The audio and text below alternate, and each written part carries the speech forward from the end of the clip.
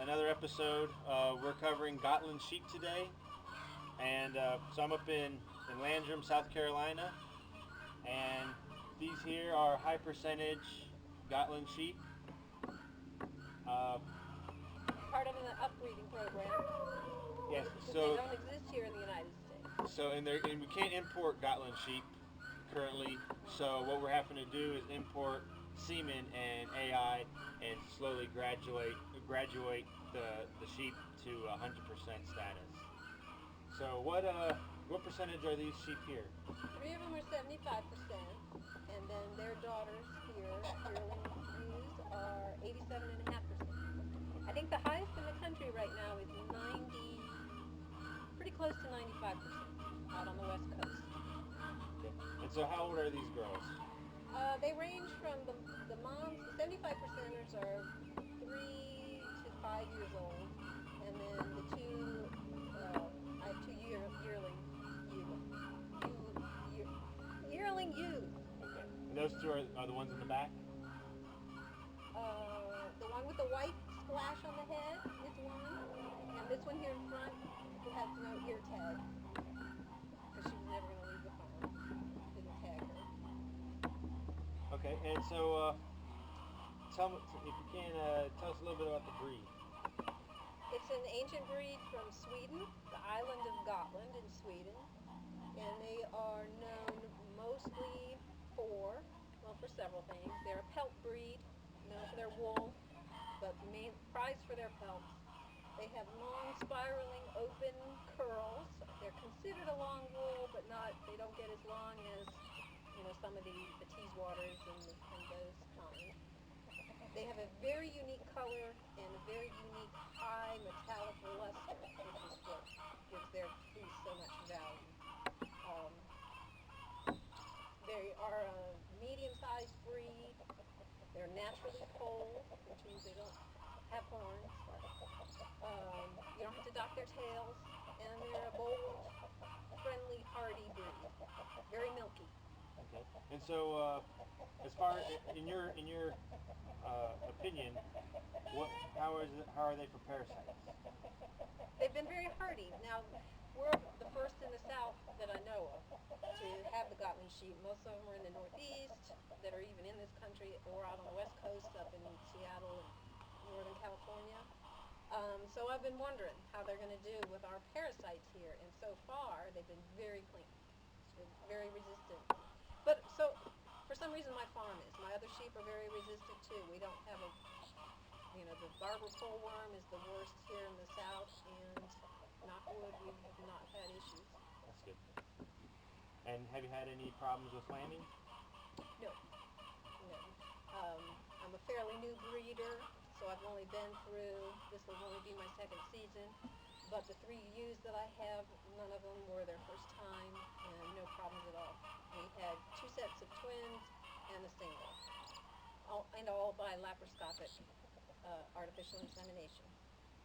And so another question would be, for those that don't know, Gotlands are all this gray color. There's no other colors besides. Occasionally you get a black one, and occasionally you get a white one. In Sweden, that's not uncommon. About 10% are born white.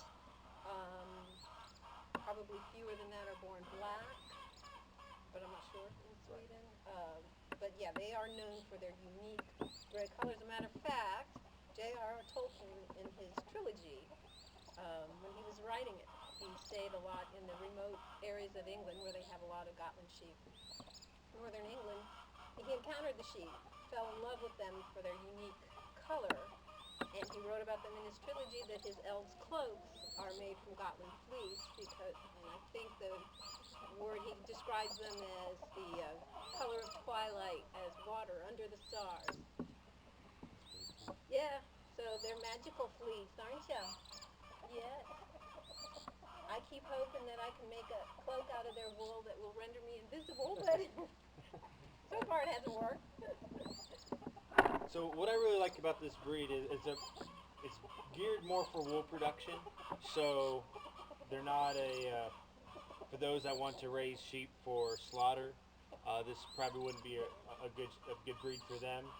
And of course, since it is pretty hard to come by in the U.S., they are a bit pricey, and you're not really going to be able to show them like at fairs and stuff because there's not many to be judged They against. are now. Oh, they are? Yes, they are. Okay. Yep, and it was actually a Gotland sheep that took best in show at Rhinebeck Oh, okay. in New York last festival, I think. Okay. Well, I stand corrected Yes, then. yeah, but it's new. They've just started as their own, as a long wool.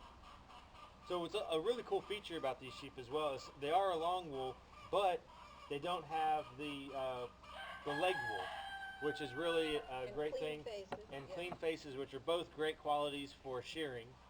So it's less time and it's Go ahead. And it's just a lot less work that's involved with in the shearing because process. that's not usable fleece usually anyway. Right. It's normally going to be discarded anyways. So. And you'll see, they probably won't let me approach right now, but you'll see too, one of the features that they have the open curling is supposed to go all the way across the bridge, which these are of a high enough percentage now that you're seeing now, which is nice. So now, are they so singles, twins, triplets? What are their normal? Twins are normal. I think in Sweden they have a higher incidence of triplets, but because we're doing it laparoscopically, that's always going to be a lower, I guess a lower fertility or birth rate. But twins are still the most common, even with the laparoscopic artificial insemination. All right, well, thank you for your time and showing us these Gotlands. And what we'll do is after I'll be shearing these sheep, and then we'll show some pictures of them sheared, and then we'll get you some pictures of the finished fleeces and maybe even some yarn that's been made from them. So thanks again, and check with us for other episodes. They also felt very easily. They're known for their felt, make a wonderful, strong, kind of a lustrous, fuzzy felt, and it felt easily. So tune in until next time. Thanks.